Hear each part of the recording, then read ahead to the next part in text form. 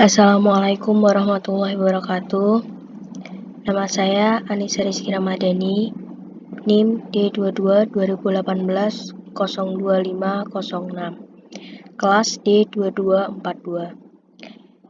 Di sini saya akan menjelaskan tentang analisa beban kerja. Yang pertama, saya akan menghitung waktu kerja tersedia atau WKT.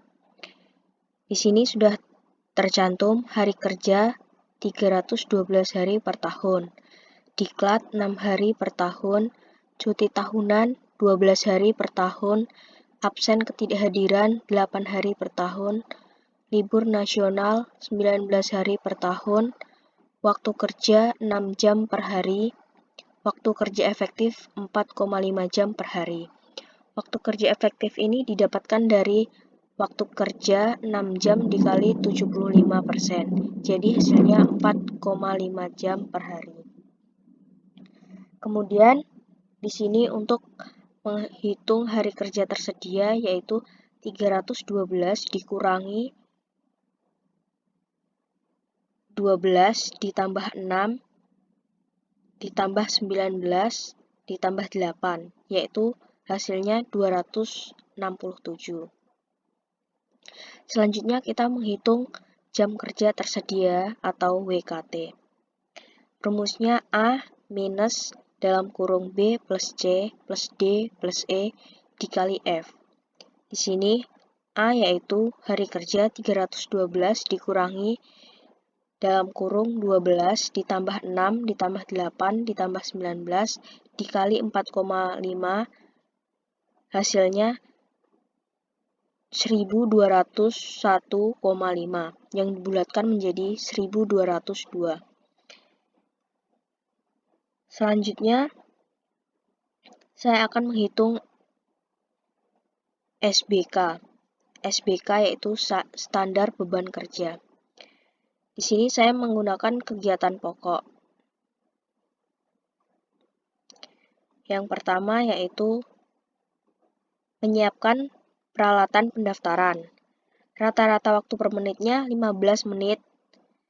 Rata-rata waktu per jamnya, cara menghitungnya 15 dibagi 60 menit.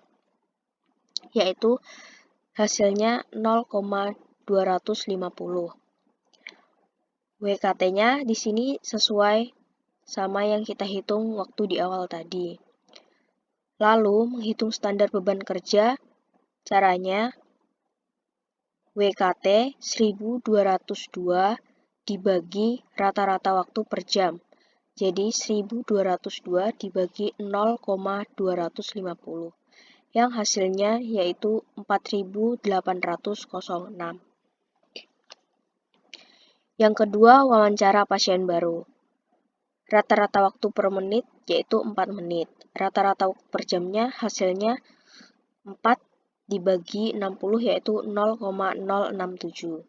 WKT-nya sama, standar beban kerjanya hasilnya 1202 dibagi 0,067 hasilnya 18.023. Kemudian memberikan informasi pasien lama. Langsung aja kita ke standar beban kerja, yaitu hasilnya 1202 dibagi 0,050, yaitu hasilnya 24.030. Selanjutnya membuat rekam medis baru 1 menit. Standar beban kerjanya hasilnya 72.090. Membuat KIB untuk pasien baru, standar beban kerjanya 36.045.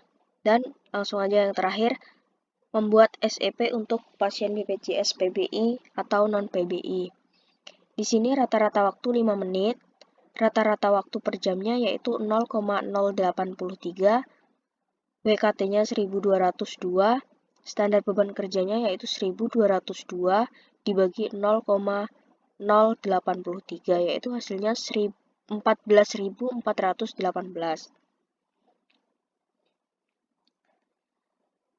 Nah, Selanjutnya, kita menghitung SK atau standar kelonggaran. Di sini kita menggunakan unit kerja atau kegiatan lainnya yang terdapat di petugas TPPRI, yaitu rapat.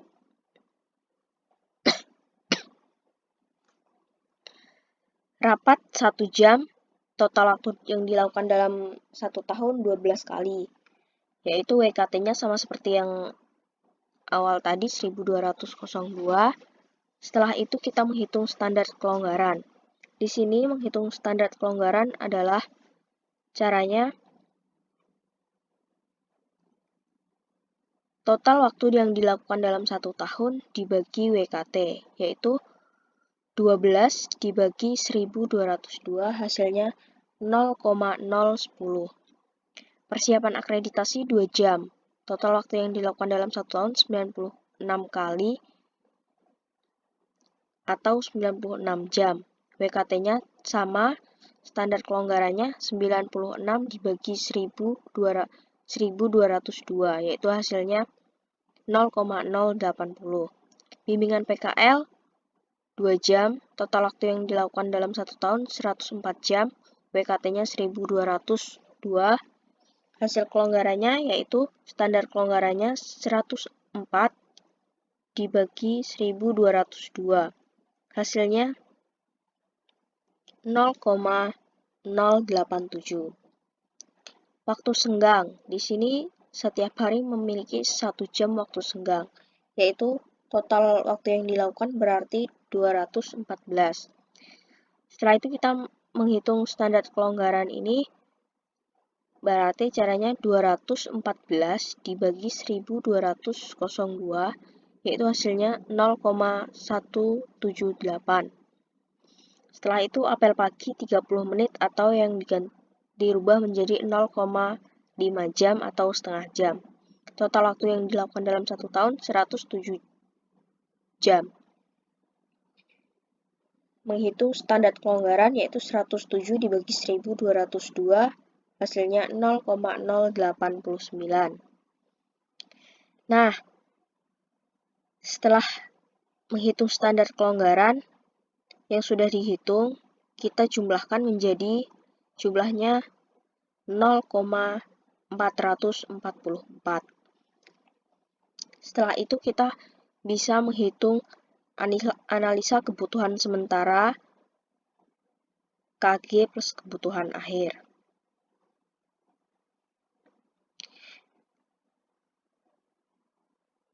Di sini kita menggunakan kegiatan pokok lagi. Yang pertama, menyiapkan peralatan pendaftaran. Standar beban kerjanya kita sudah menghitung di awal tadi yang menghitung standar beban kerja. Standar beban kerjanya 4.806.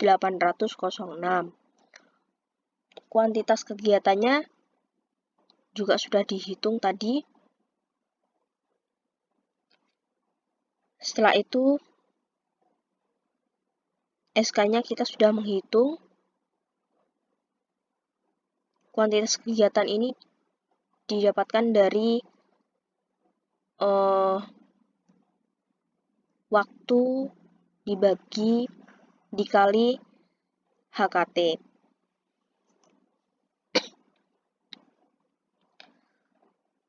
Setelah itu, kita menghitung KG atau kegiatan. Di sini caranya yaitu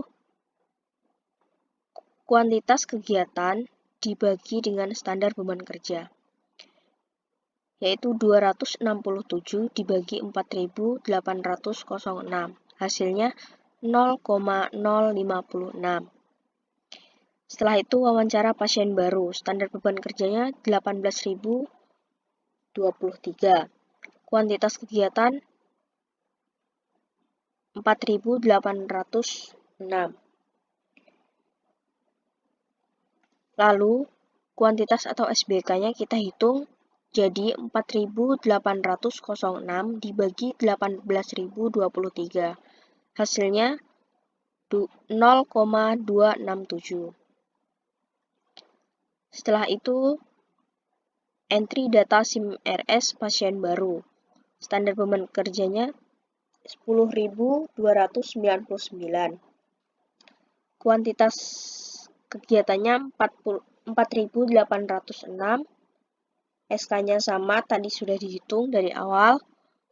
Dan menghitung kuantitas kegiatan, caranya 4.806 dibagi dengan 10.299.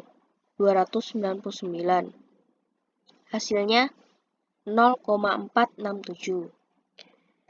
Untuk membuat SEP untuk pasien BPJS PBI atau non-PBI, standar beban kerja 14.418. Kuantitas kegiatan 5.340. SK 0,444 dan hasil kuantitas kegiatannya 5.340 dibagi 14.418, hasilnya 0,370.